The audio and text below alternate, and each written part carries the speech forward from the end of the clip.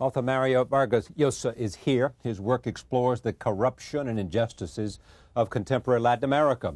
He is seen by many as the political and moral conscience of his native Peru. He sought to be that country's leaders as well with his 1990 presidential bid. Though he ultimately lost the election, he has continued to be an active political voice for Latin America. With his new novel, The Feast of the Goat, he turns his attention to the Dominican Republic. The book tells the story of the dictator General Rafael Trujillo. I am pleased to have him back at this table. Welcome back. Thank you. You've had nice things said about this, and as you have always had said about your literary work, for the most, as far as I know, I haven't read all the reviews. Let me first talk about looking as you do, as a kind of, as a contemporary figure who is well-read and who looks at politics from a Latin American perspective, or from a base in Latin America. Tell me what you think of what's going on now, the coalition, the war in Afghanistan. What strikes you about it? Well, I think there are very encouraging news. It seems that the Taliban dictatorship is collapsing, and I think there are great chances for the establishing of this multi-ethnic government that can really move forward the country towards, well, if not to a perfect democracy, at least to a much more humane and open kind of society, which of course is very, very important. And at the same time, I think the possibility to catch, Osama bin Laden and the terrorists are now quite great. Yeah. It certainly has put terrorism in the gun sight of the world to do something. You in Peru have had an extraordinary battle that was successful. Yeah. And the same kind of fanatical movement, that we are now seeing in Afghanistan and in the Islamic world. And Shining Path was very committed and fanatical kind of terrorist organization, which produced enormous devastation because this fanaticism and because modern technology of destruction. So we had experienced, in a way, what is now becoming a world problem. And what lessons did you learn? Well, I think that probably the most anguishing, conclusion that we have now about what has happened is that the major confrontation in the near future will be not among ideologies and among states, but terrorism against civil societies. And I think this is probably the most probable, future for humankind. And will continue regardless of what happens to, say, Osama bin Laden and any other major figure. Oh, yes. I think with Osama bin Laden won't disappear terrorism. Then because fanaticism is still there.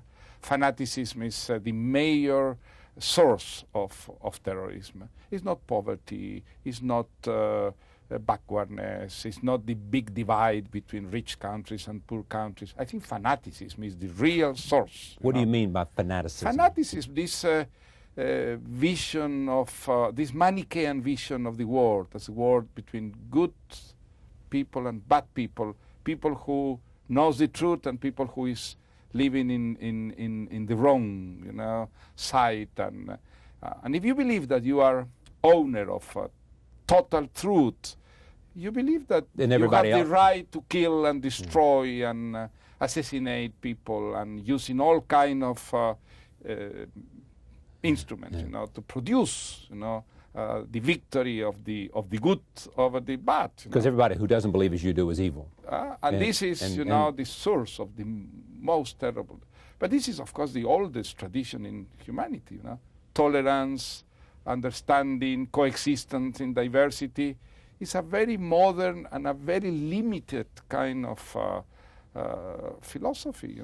It's still, the patrimony of a very small group of nations. I think if we look to the whole world, what we have is that the civilization, in the sense of coexistence in the diversity, tolerance for different religions, for different ideas, for different customs, is still very small in a world in which the traditional intolerance, There's more intolerance than tolerance? I think so. Statistically, without any doubt. And this is, I think, the big challenge in the near future, to promote this idea of tolerance, which is the idea of civilization, democratic tolerance and all dialogue. over the world. Yeah, dialogue and coexistence in diversity. No? Are you hopeful? I think it's possible. We may have. I think we have improved. Yeah, and perhaps turned a corner because of the tragedy and the. I mean, what happened on September 11th was so visible. Yes. And seen. Yes. I mean, we've had terrorism for a long time, as you say. But even in contemporary times in different countries, whether it was assassination of political leaders or whatever it wasn't as visible, and so clear as it was on September 11th. Well, I think this is probably the only positive sequel of the tragedy of the 11th of September. And the victims were of all nations and all religions and all backgrounds. Yeah. So therefore, it wasn't just directed against one political leader, which makes it different and makes it a rallying cry, I assume, for all the nations. Yeah. But after the 11th of September, I think there is a clear consciousness in the world that terrorism is not a limited, problem, but it's a major problem and probably the first priority for democratic countries, for civilization to face. Yeah. Because now we know that even if fanaticism is in small groups, fanaticism with modern technology can produce devastating results. Incredible devastation. Yeah. Yeah. Why do you write political novels? Probably because politics is, in Latin America, something that is affecting lives of everybody. And even if you hate politics and you consider that politics is very boring and you are a victim of the political situation, and I think the political situation has produced in Latin America the worst, evils: poverty, ignorance, corruption, brutality. So I don't think it's possible to avoid politics in the largest sense of the word. No? And you still have all of the other emotions that novelists write about, whether it's love or jealousy. I am a writer, and what I love is literature. It's not politics, but I think it's not possible to avoid politics. And on the other hand, I don't think it's healthy that politics become a monopoly of a political class. I think it's important that culture and politics be close. I think politics can enrich itself with culture, and culture will be closer to the human beings if it deals with a problem that is, widely shared. Dictatorship, for example. Dictator is probably the most important Latin American experience in history. What we have had in history are dictatorships. Democracy is a very modern thing, and is something that now is spreading in Latin America, which is great. But if we are not conscious of what dictators and dictatorships have meant for us, I don't think this new democratic system will strengthen itself and last. What story are you telling when you talk about why'd you go to Dominican Republic and tell the story of Trujillo? Well, I went in 1975 for a film shoot there. A documentary film? Adapted. Well, no, not a documentary. No, it was a feature film about based on one of my novels. Right. So I went there. Yes. I prefer not to talk too much about the film because the film is awful. Okay, all right. But it was very useful. So the film based on your novel was awful. Awful. But the experience was very good for me because I heard so many stories about Trujillo, about the Trujillo era, and I read also so many documents and testimonies, and that I had the idea of writing a novel settled in this historical context. I was fascinated, with the not only with the brutality, the cruelty of the dictatorship, but also with the extravagance. I think that was unique in the Trujillo dictatorship. The extreme, theatricality of the regime, because of the personality of Trujillo, who was a kind of actor who loved, shows, and also with the degradation of institutions, of customs, of everything, because of the personality of Trujillo. So it was like that I had the idea of this novel. And so you decide. So I mean, what's the message of the novel then? I mean, not that novels have messages. Because, I don't like messages. I know you don't. I think knew the you messages should but what's the transpire, So you're just naturally of the story of the characters and. But you're just telling a story.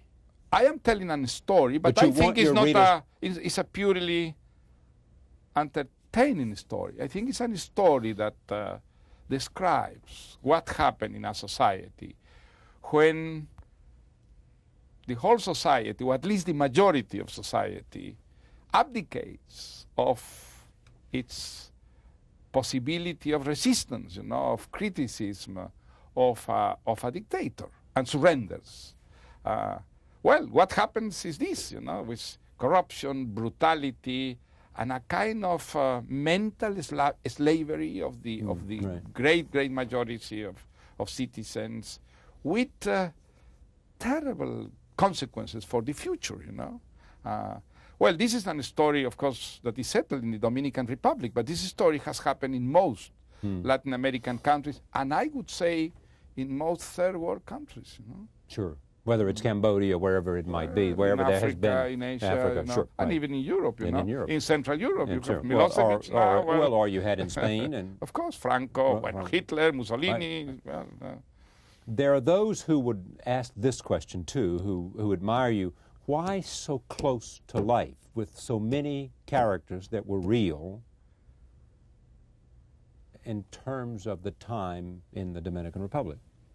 So many of the characters were real characters, not just Trujillo. Well, I have written a novel, not a history book. Right, I think I have respected basic historical facts, but it's a novel. I have used historical characters with total freedom. Right. Total freedom. I have invented characters, and my only self-imposed limitation was not to invent something that couldn't have happened within the framework of what was life during the Trujillo era. And I think this I have respected. I have invented things that, if didn't happen like that, could have perfectly happened in the climate, in the environment that was created because of Trujillo. Okay, but here's the point. Your last book was about the presidential. Your last book, which was more about Peru. Yes. You mean the last translated? Yes. Well, no, it was a novel. It was a novel. But wasn't it based on your? Oh, well, before. Yes. Yeah, that was Fish in the Water. That's yes, right. Yeah, that was a memoir of my political involvement. Yeah. So was that the last book or not? No, the previous one. Previous one. So there was one in between. That's a novel in between.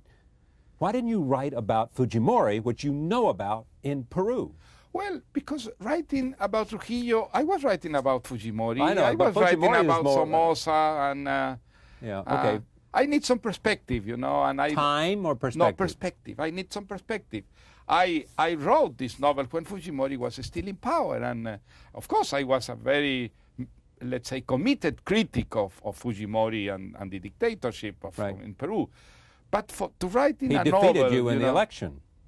Yes, he did. Right. That was a democratic election. I accepted the results, and I shut my mouth for 2 years. But when he destroyed the democratic system, closed the Congress, called the military, of course I started to criticize him, But that's such a rich story there. I mean, you can say, I'll leave that to another novelist to write the story of what happened to Peru. Oh, but I don't choose my subjects in this rational way, I write because something has happened to me and remains in my memory and push me to fantasize about. You know? That was the case of Trujillo. Based on the film experience, when you went there with the film, is that when it happened? Yes. Yeah. Well, I heard so many stories about Trujillo that I started to think about it and to devise, a kind of fiction around this environment. And it was like that. But all the novels I've written have been born in this way, They choose you. They choose me more than I choose them. Yes, absolutely. It is like that. For my novels. Not for essays, not for articles, right. But novels, it's something that is not totally rational. The title is The Feast of the Goat, and this is where it comes from. The people celebrate and go all the way for the Feast of the Goat, the 13th of May. That is a merengue, yes, right. A popular Dominican song that was invented after Trujillo was killed, the 31 of May of 1961. Yeah. Is this a movie, you think? Well, it could be a movie, of course. I hope better than the movie that took me to the Dominican Republic in '75. Yeah. His son, what was his son like? He had... Because he was a dashing playboy. He was a playboy, Ramfis Trujillo. Dated movie actresses. He had many, but in his official wife, he had 2 sons and a daughter, Ramfis and Radames. Names that they had because their mother saw Aida in the opera in New York. And she became very enthusiastic with Ramfis and Radames, So he was a larger-than-life character, which invited... You mean Trujillo? Yes. Oh, yes. He was. In every way. He was a character, He was a force of nature, very cruel, very cynical, and at the same time, a kind of tragic Shakespearean, figure. Somebody with a better... who, if he'd come up on a different way, had come to a different place on the side of good, could have done well. Well, he had not values, He wanted power. For power's sake. Was his, only real vocation. But he was totally cynical. He was, but he was very, very strong, and he had this will, and he had, as many dictators, this charisma that could, seduce people. And he was a great charmer, and he knew how to seduce people of different kind, cultivated people and very uncultivated persons. But many dictators have this kind of, horrendous attribute, And horrendous appetite, too. Oh, enormous appetite. Yeah, for everything. For everything. Yeah, for everything. Well, for power mostly, For power and for women for and pleasure, for pleasure. Yeah, but power was really his great vocation. And not for good. Oh, no, for good. He didn't know what was the difference between good and evil, I think he was absolutely blind to this kind of values, moral values. No. What was good was everything that could reinforce his power. And the contrary was bad, was evil, What's the best political novel you ever read?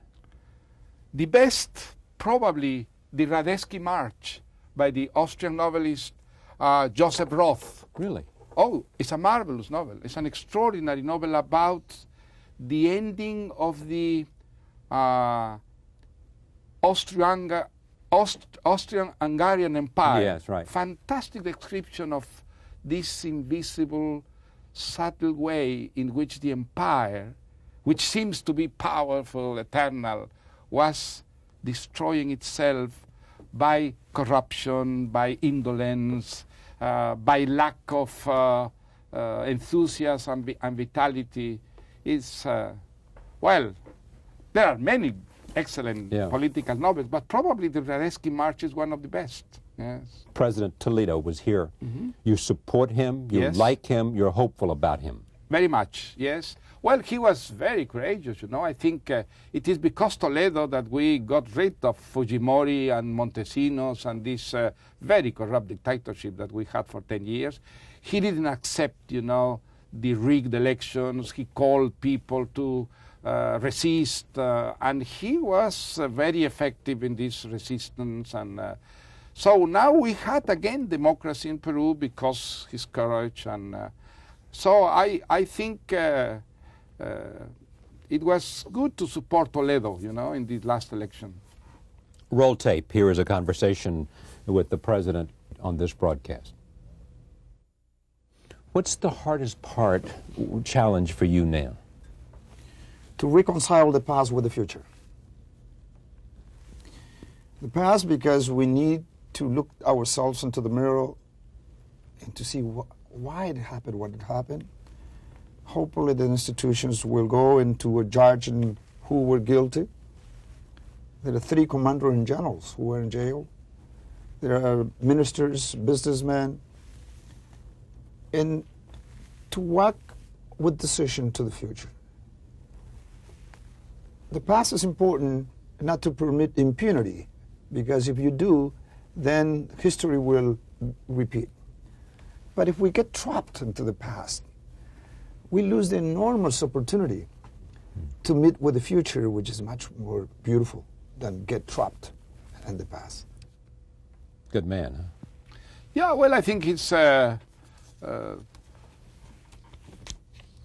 well intentioned, and he's trying very hard, to call good people, and the problems are, of course, enormous. But at least I think we are in the right way. How is it that the intelligence chief, the former intelligence chief, he says is still exercising power from jail? Well, because he's very rich. He's enormously rich with all the money that he has stolen from Peruvian people in 10 years. And this gives him an enormous power to corrupt. He can pay better salaries to his,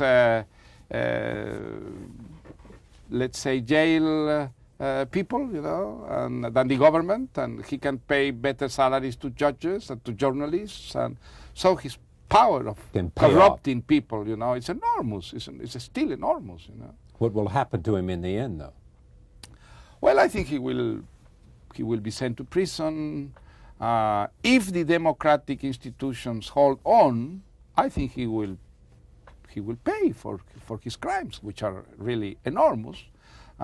We don't know if all the money that's been stolen by himself and by Fujimori will be returned to Peru. That's the big question. How much does Fujimori have, you think? Nobody knows exactly, but that the figures that are mentioned are so enormous. $1 billion, for example, has been mentioned as. By both or by Fujimori? By Fujimori and by Montesinos. Montesinos and But they control everything. They had these pacts with the drug cartels and the smuggling of weapons, and they use the national budget as their own, private budget. So there was no limit, for corruption. We have had many dictatorships in our history, but never in 2 centuries, of being independent, a corruption like in those 10 years. No, that was really unbelievable. And every day are new revelations about corruption cases. And so that gives them both, Fujimori and Montesinos, still now a great power. No? Back to this book, finally. You had to have as a central character a woman. That's right. Because? Well, because I think women were the worst victims of the dictatorship. Because in this case, you had, besides the brutalities, machismo. And that made women, let's say, the privileged victims of the dictatorship. The story of Urania Cabral that I tell in the book is invented. But there were many cases quite close to the story of Urania Cabral during those years. No? You also have Trujillo incontinent. Yes. Well, that was true. He had prostatic problems at the end, and that was a great humiliation for someone who was so proud of his sexual power. It was a great humiliation to have this problem, and he became very angry and depressed because of that. And as I wanted to present him not as a monster, but as a human being, who has become a monster because all the power that he accumulated, I decided to present him in the last part of his life, when he was, as his regime, crumbling physically. The book is called The Feast of the Goat, a novel, Mario Vargas Llosa. Thank you. Thank you. Pleasure. Thank you for joining us. See you next time.